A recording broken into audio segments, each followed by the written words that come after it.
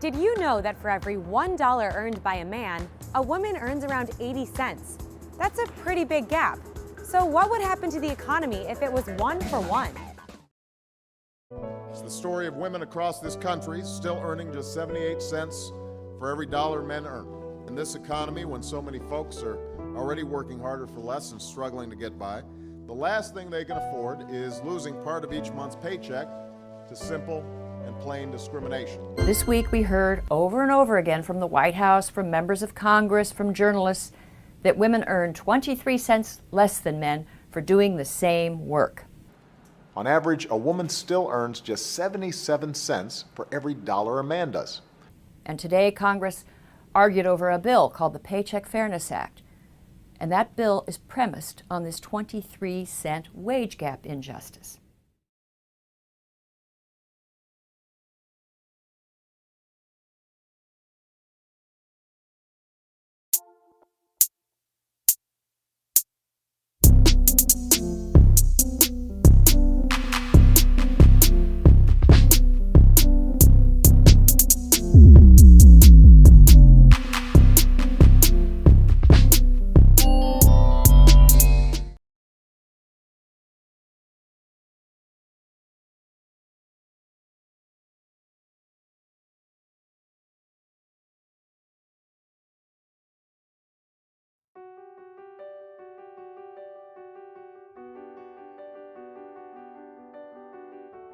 Some say there isn't really a gender pay gap. Well, that is just wrong. The typical woman working full-time in 2014 was paid 79% of what men were paid.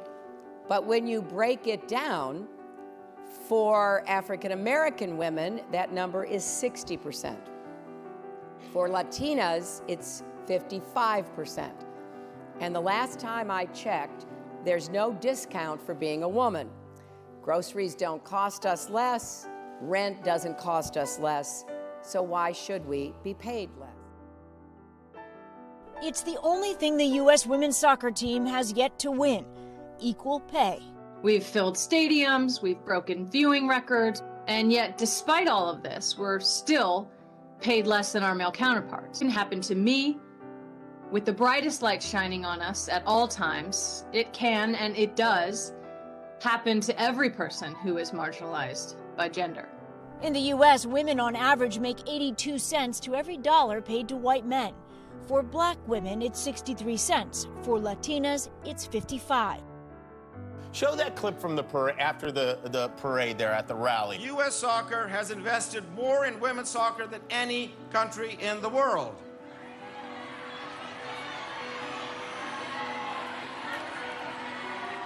And we will continue to invest.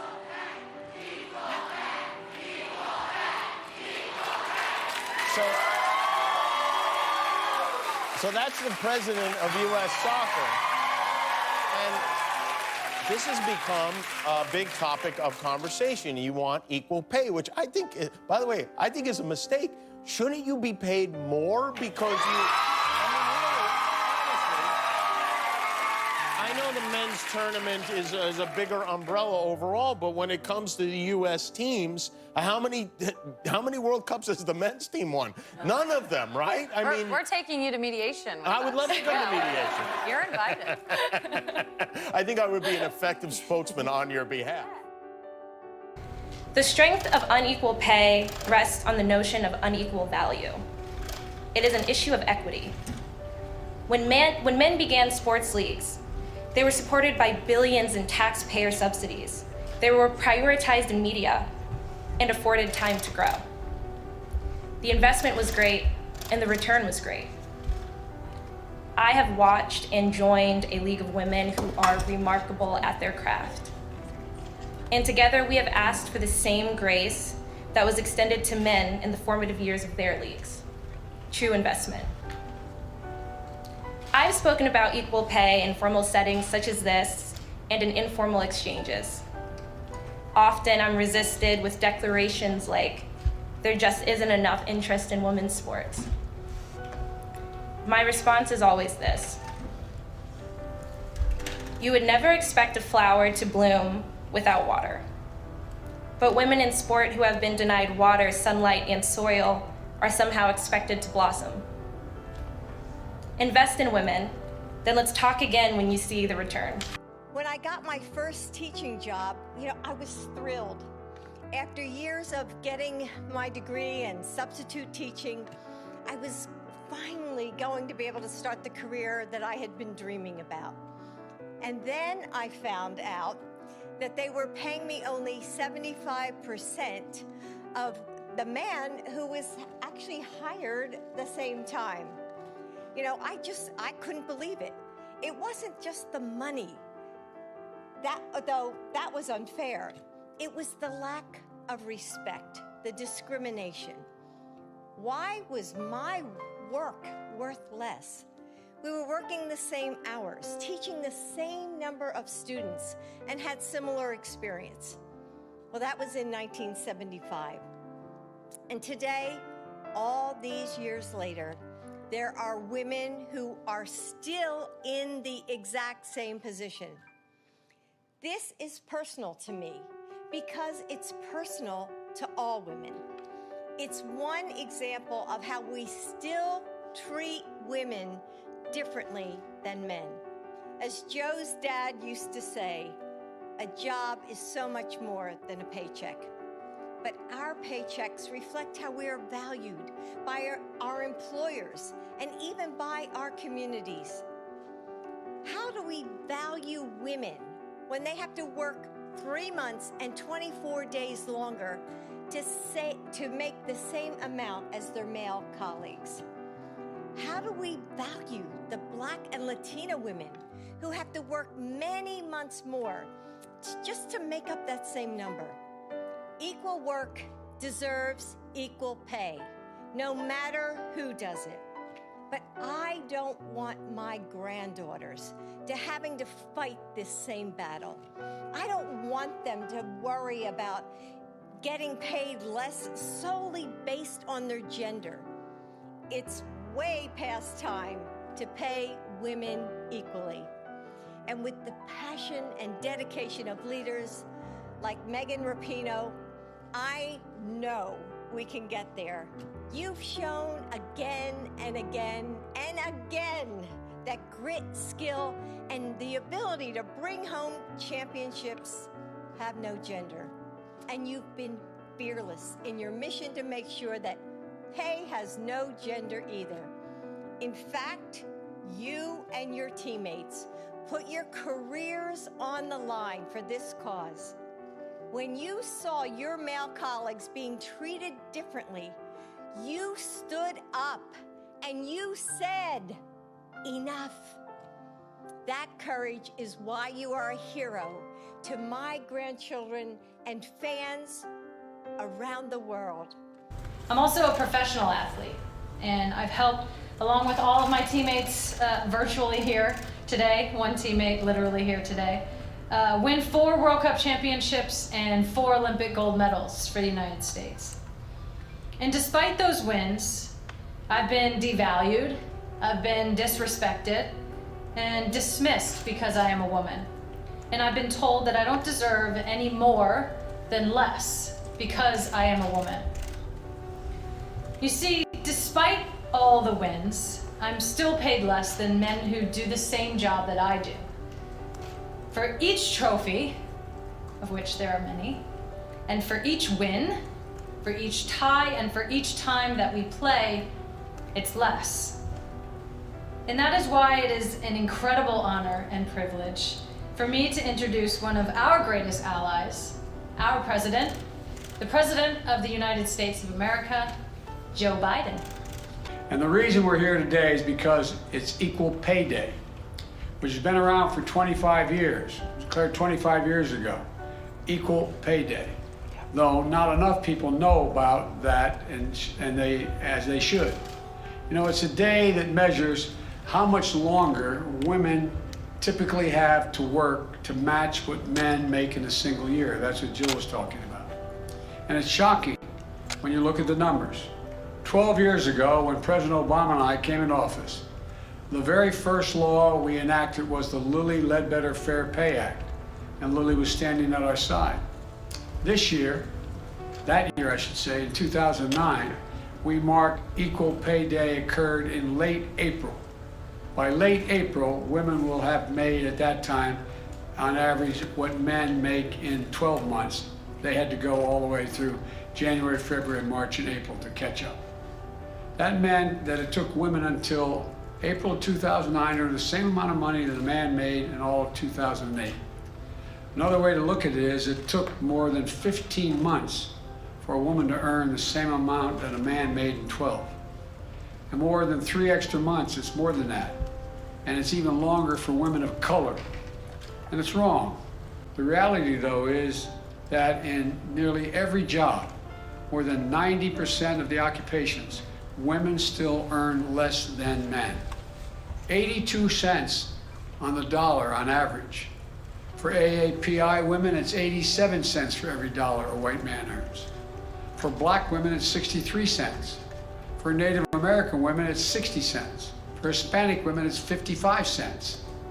It doesn't matter if you're an electrician, an accountant, or part of the best damn soccer team in the world. The pay gap is real. And this team is living proof that you can be the very best at what you do and still have to fight for equal pay. But there's so much more we need to do, so much more. We need the Congress to pass the Paycheck Fairness Act.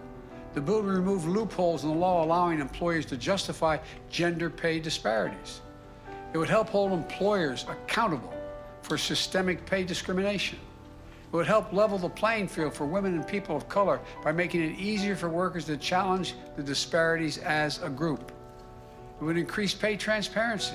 By that I mean, there's a whole range of American corporations. If you sign the Fortune 500, you sign up with them, you cannot reveal, it says in your contract, you cannot reveal your salary to another employee.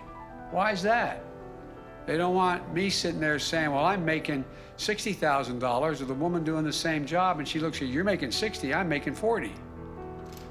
My administration is going to fight for equal pay as it become a reality for all women. It's about justice. It's about fairness. It's about living up to our values and who we are as a nation. Equal pay makes all of us stronger. It's not just women who care about this. I've been around the country. I've gone right into union halls and asked the men in the room, how would you feel if your wife or your sister didn't earn the same amount of money as the man doing the same job next to you? And you hear them respond, they don't like it. To come out of this crisis and build back better, we need to erase the gender pay gap by ensuring that women have access to good paying jobs, by raising wages for working folks and fighting for their right to organize and collectively bargain. Because we know unions lift women's wages even more than they lift men's.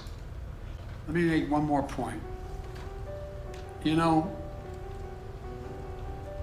I've told my daughters, granddaughters from the time they were old enough to understand what I was saying, and I mean it. There's not a single thing a man can do that a woman can't do as well or better. Not a single thing. You can just provide some transparency and accountability. So often women are in positions, whether it's negotiating their salaries or asking for raises, where we have no idea what we're up against. After the event on the Hill, President Biden extended an invitation to the White House. What do you expect of his administration? A magic wand and fix it all. No. Obviously, we have an ally at the very highest position in the federal government. Is amazing.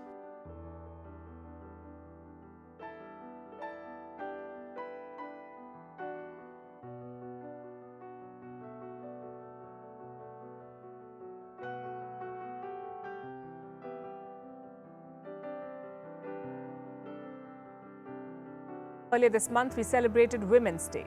Everyone talked about breaking the bias. The idea was to highlight the need for gender equality, make a case for equal rights, equal respect, equal pay. Things that every woman wants.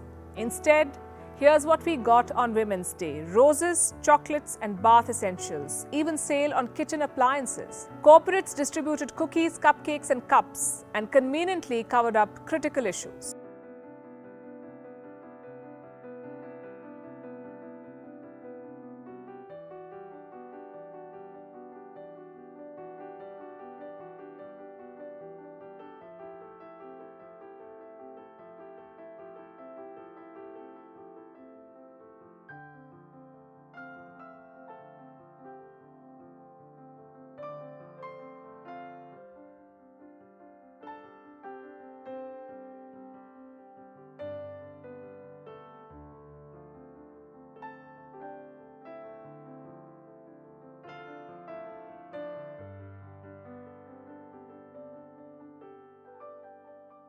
and conveniently covered up critical issues. The gender pay gap, for example. The fact that even today, women are paid lesser than men. In America, for example, women are paid 80 cents for every dollar paid to men. How did we arrive at this number? Step number 1, add the annual salaries of all women who work full-time through the year. Step 2, find the median salary. Step 3, find the median salary of men and now see the difference. In 2020, the median salary of men working full-time in the US was over $61,000. For women, it was over $50,000. Women were earning 83% of what men were being paid. And this is the US. The global picture looks worse. Women the world over are making 77 cents for every dollar earned by men. In other words, women are being paid 23% less than men. This is according to the UN Women.